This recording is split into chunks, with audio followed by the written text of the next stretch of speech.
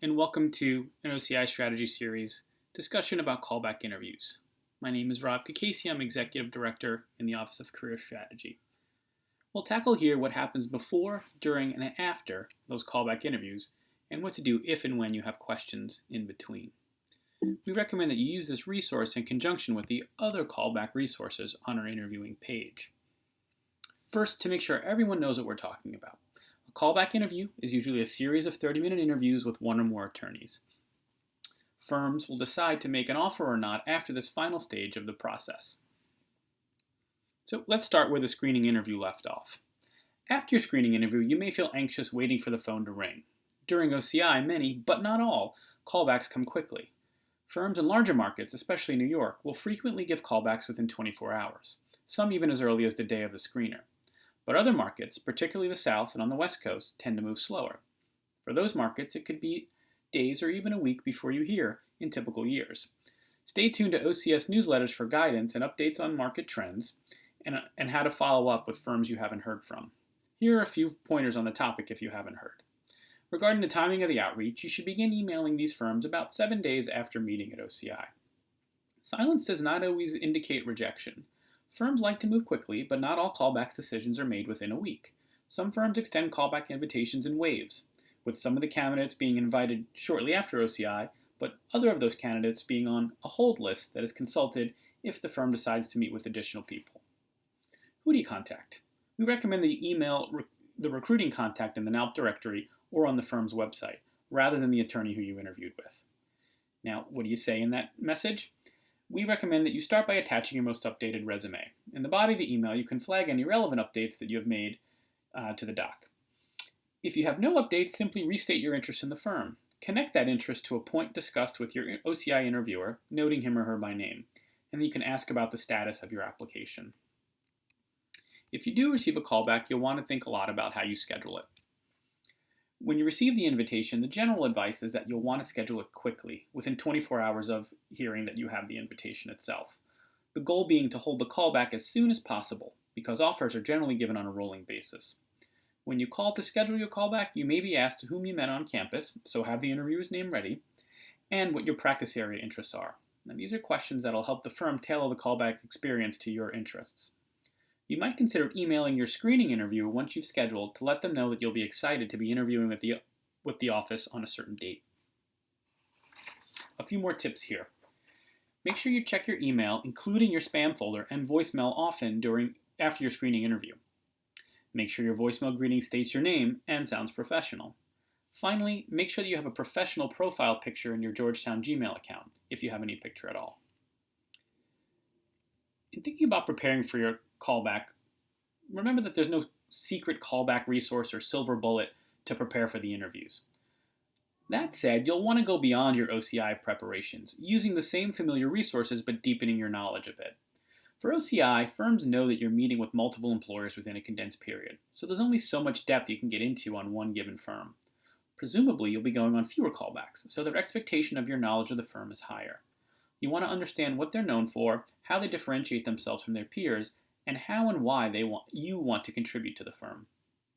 Review the notes from your screener, and try to read the news so that you're prepared to discuss legal issues and you're aware of any large matters that the firm may be working on.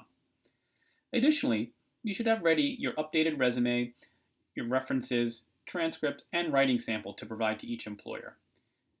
Make sure you know the protocol for logging into the video conference software that you'll be using. At least a day in advance, the recruiter should provide you with a list of your interviewers.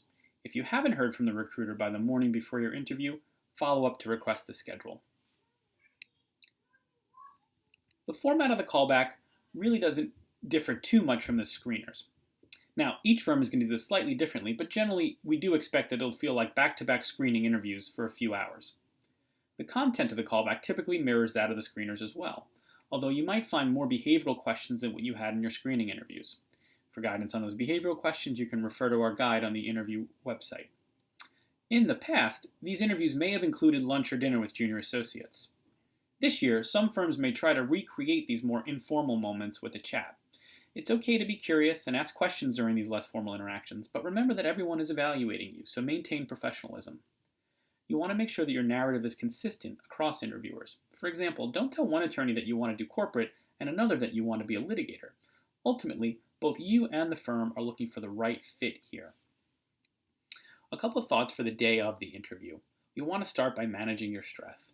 Go for a run, take some deep breaths, do whatever practices make you feel calm and prepared. Make sure you have your login information ready and you've tested the interview platform beforehand. Not all firms are going to use Zoom or InternX, so you want to be comfortable with the AV specifications for whatever platform they're using.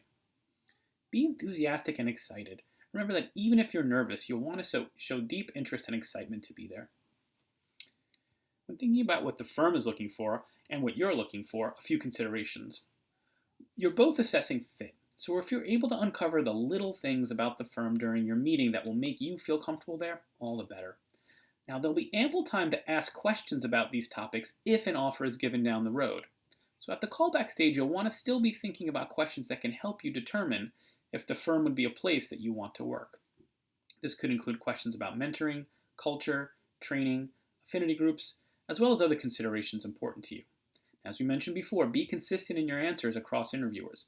Some variation is expected, but a complete pivot on an answer from one interviewer to the next is likely to raise some eyebrows.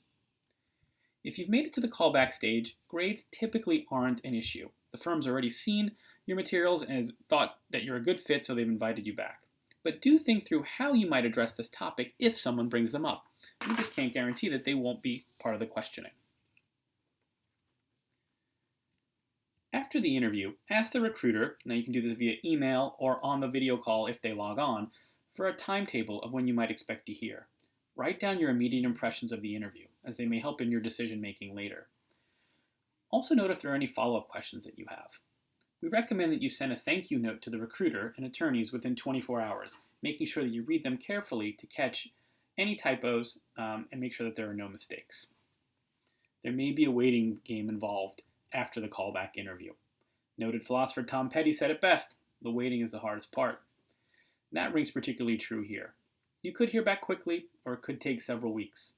For some context, nationally, the odds of turning a callback into an offer have usually hovered around 50%.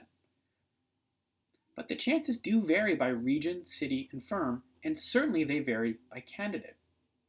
So focus not on those odds, but what you can control here.